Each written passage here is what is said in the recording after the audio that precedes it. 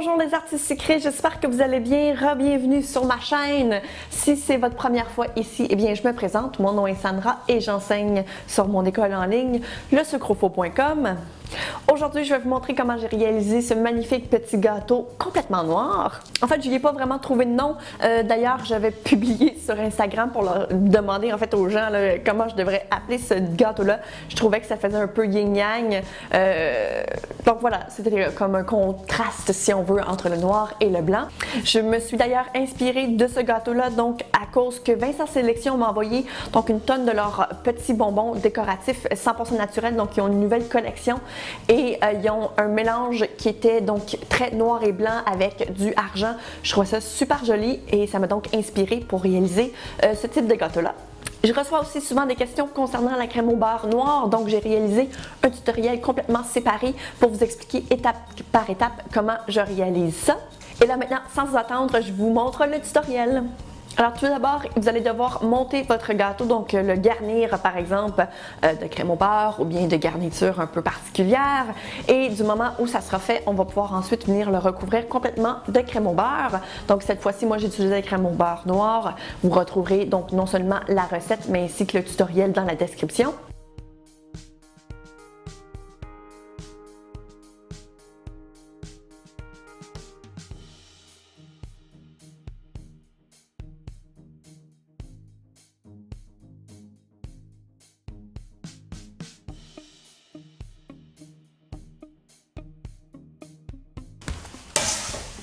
Du moment où c'est fait, il faut s'assurer en fait que la crème au beurre refroidit donc au réfrigérateur. Il faut vraiment que la crème au beurre soit bien froide, évidemment, pour pouvoir ensuite passer donc à la prochaine étape, c'est-à-dire donc les bandes de bonbons décoratifs.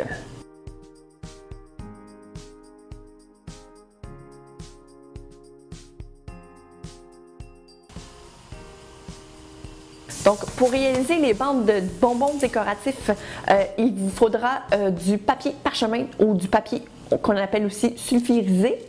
Et là, ce que vous allez vouloir faire, en fait, c'est de les découper en bandes, donc de différentes dimensions, tout dépendant, en fait, du look que vous aimeriez obtenir sur le côté du gâteau.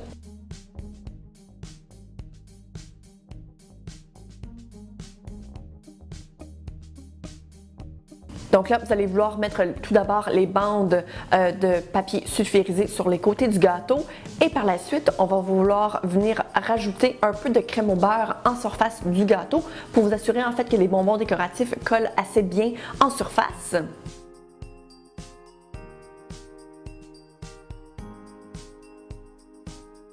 Et là, vous allez voir, en fait, quand vous allez vouloir commencer à ajouter les bonbons décoratifs, ça finit par devenir un peu le chaos, dans le sens que ça revole un peu partout. D'ailleurs, je pense que je retrouve encore des bonbons sur mon plancher.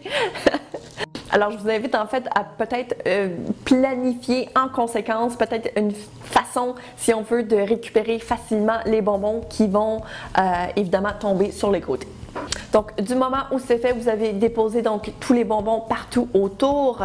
Ensuite, il faudra donc enlever, soulever chacune des petits papiers parchemin. Et là, on vient en fait dévoiler donc les magnifiques lignes de bonbons décoratifs.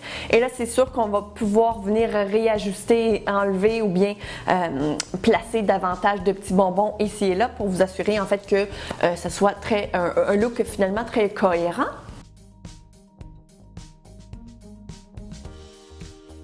Alors maintenant, pour la bordure de crème au beurre sur le dessus du gâteau, c'est relativement simple. Donc, on peut réaliser un genre d'effet de corde en crème au beurre. Alors moi, j'ai utilisé une douille française et on part tout d'abord sur le dessus du gâteau pour ensuite réaliser une forme de cercle, si on veut.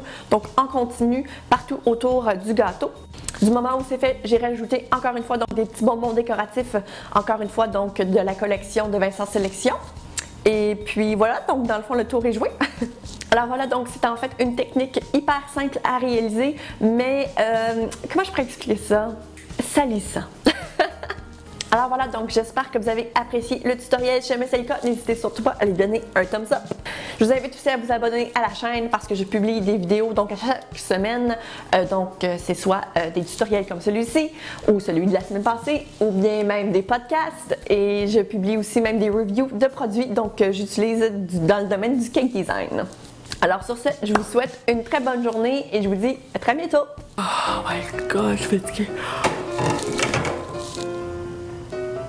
Oups.